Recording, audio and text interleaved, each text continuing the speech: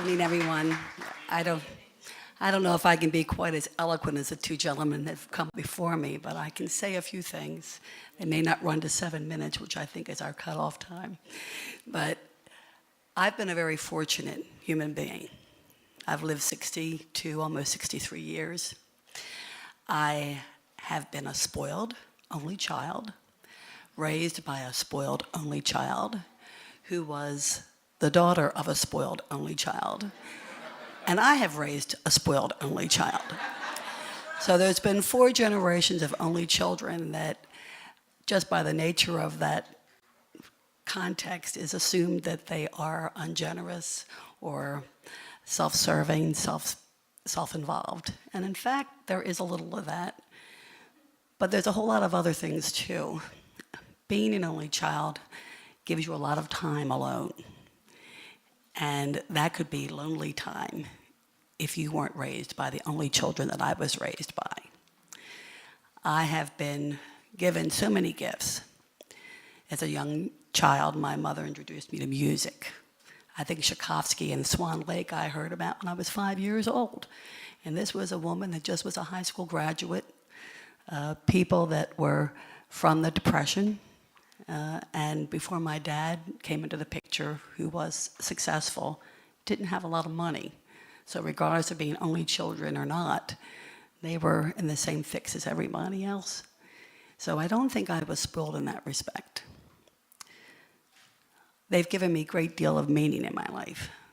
And the funniest thing is I've lost them one by one through natural progression of years and time. And I miss them every day. I've always been successful in going forward, and people often think that that's an impossibility. They said, how can someone that can be an only child, when we have sisters and brothers that give us someone to remember with, how can they feel the same way? How can they be strong? Well, they didn't come from my family, because I've never felt lonely that I've lost my family, because they've never been away from me. They're still with me every day. And their messages are the ones that I live my life, and give my life meaning. For one thing, my mother would have said, this was the smart thing to do, Gilda. If I was here, I'd be doing this. You know, it would have been my picture up there, not yours. Because I have more to say than you do. I've been around a lot longer. I've lived through 2 world wars, after all. Each one of them have given me so much. And I guess I'd have to also say, without any doubt in my mind, that without my daughter, I don't think my life would be worth living at this point in time. I dearly love her. I would do anything for her. But again, if I say my life would be not worth living, then she would say to me, Mom, what's the matter with you? You got to keep going. So that's where I agree with both Bill and Selwyn, that the world is only worthwhile if you give to it. For one thing, if you are in depressions, the way to get out of it is to help somebody else, always. It has been a salvation, because even though I may not be lonely, I get in the darkest places in my head. And that's something that only being part of everybody's lives is my salvation, truly my salvation. I would say that as far as my dying is concerned, I try not to think about that too much. I've done everything intellectually I'm supposed to do. I've got my affairs in order. I know where my money's going to go. I know everything that's all been taken care of. But the actual thought of not being here is almost something that's impossible to imagine.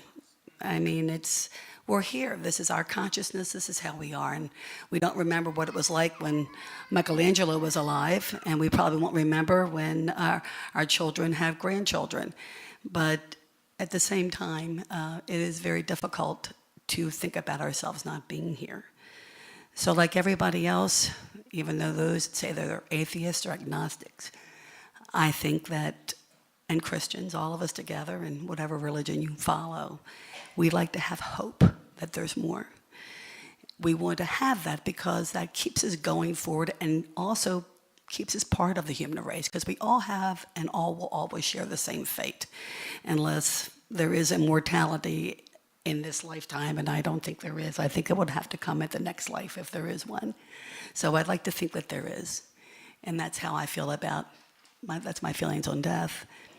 And I guess the last thing I'd say is if I was going to give any kind of advice to anyone that 21 or myself at 21, well, the first thing I know is I probably wouldn't listen to myself. There's no question. I think I would already have all the answers, so that wouldn't be anything new. And that really hasn't changed a whole lot as time's gone on. If there's anybody older than me, I would think I know as much as they do now. So, and that's another interesting thing is that although we get older, we really never lose who we are. You know, we're it. We remember when we were the 5-year-old and remember the hurts when we were 5, just as well as we remember the hurts when we were 25. So, and we remember the disappointments. And all I can say towards that is that poor Joan Rivers, who just passed away, said to her daughter, "This too shall pass. And as long as you are alive, and as long as you have a brain that's thinking, which is the most important thing, you can weather a great many things." Bill has perfect example of that. And be hopeful and give. Give of yourself. And I know that sounds redundant, but truly it isn't. You find that it is the most important thing, is to be part of the human race by giving back. It's given me the most satisfaction in my life.